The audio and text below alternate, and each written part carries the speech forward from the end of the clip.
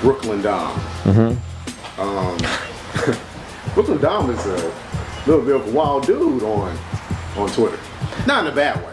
No, but very free-spirited. You know, you say what's on your mind. You take pictures of women. My girlfriend. You talk about you know, people who's drunk out of their mind. Brooklyn Dom, or Dom on social media. Yeah, you got it right. Brooklyn Dom. It's like girls that I've dated, girlfriends. When I get into a relationship with them, it sounds corny, but like the people that know me know that, okay, you know what? When it comes to business, or when it comes to like my love life, it's Dominic.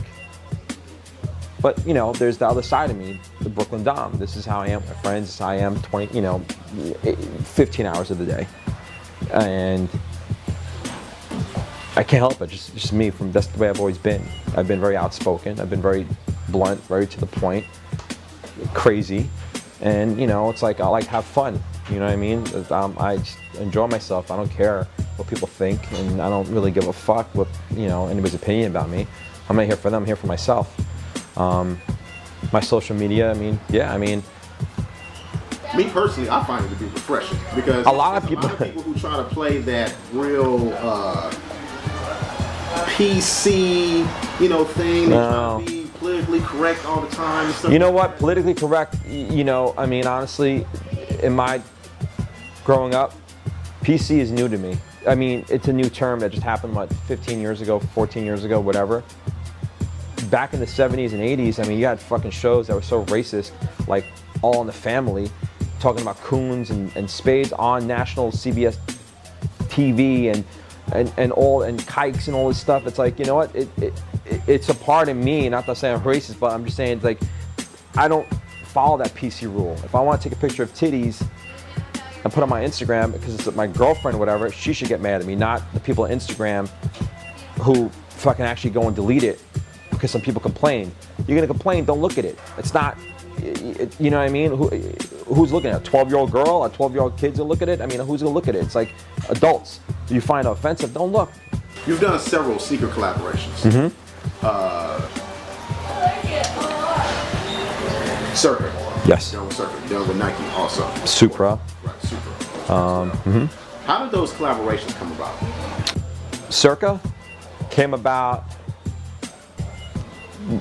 One of my best friends, Chad Muska. Circa, you know, we were like, you know, I mean, I worked very closely with Circa for years, and they had a dope silhouette, and nobody at the time, and I mean nobody at the time, no skateboard, skate shoe company ever did a collabo, ever. And I remember going to Circa saying, listen, I want to do this crazy shoe. At the time, Bape, pleather, you know, those pleather shoes were like the biggest thing, and nobody was doing it outside of Bape. Not even Nike, nobody. So I said, you know, let's do something crazy. We'll do the first one. And Circa's like kind of like, a black, pink, and neon green shoe? You're crazy. We did it, we sampled it. I mean, I had celebrities hitting me up. I need a pair, you know, like just craziness.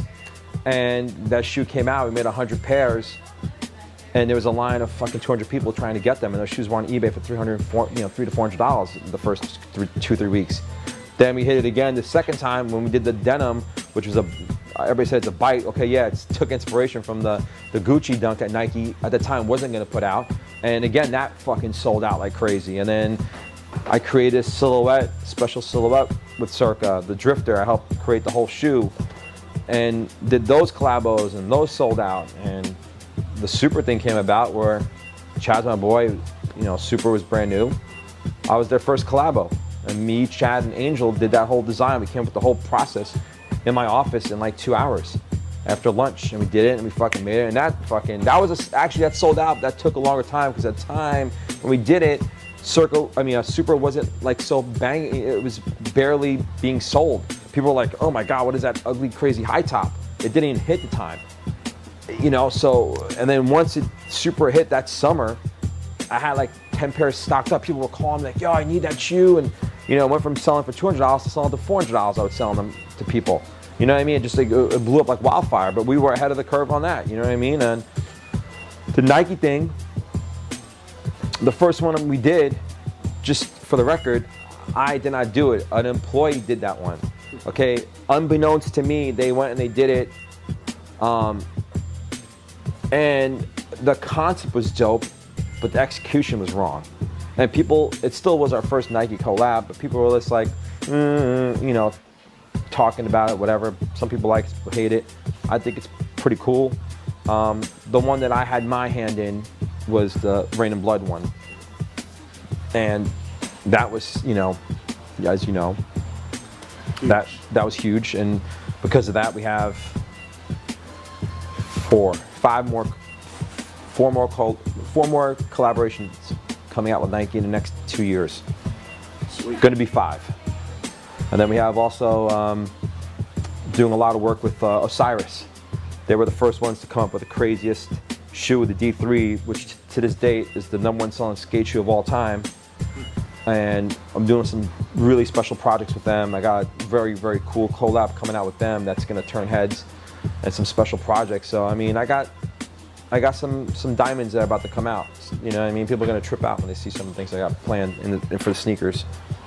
I have seen, speaking of opening up new retail stores or possibility of stores, I have seen on Twitter, on your Twitter page, you're speaking about New York. Brooklyn's coming next year. Spring, probably summer, but it looks like it's going to be spring. Yeah, going down. Is it going to look similar to what you have right now? Similar layout? Mm-hmm. Okay. Similar layout. Looking at 3 spots right now. Like actively pursuing 3 spots to see which one we get the best lease and cheapest price. But it's really hard because we want to have a place that we can put a ramp in the back. One of the places we found, actually, we could put a ramp inside. It's a big spot, so we'll see what happens. But we are opening it. We're opening that. We're 110% opening in 2012 in Brooklyn. Okay. You know. I'm Bensonhurst. You know, Bensonhurst probably more likely Bensonhurst. Maybe Bay Ridge. I'm not doing that whole fake Brooklyn shit. Williamsburg, Greenpoint. That's become so like played out. You know, it's already saturated with a bunch of artsy fartsy fuckers. And Brooklyn Projects is the #1 SB shop in Los Angeles. Make sure you come over here and check them out on Melrose. Yeah, if you mention this, I'll give you 20% off any SB product in the store. Actually, 20% off anything in the store if you mention that you've seen this.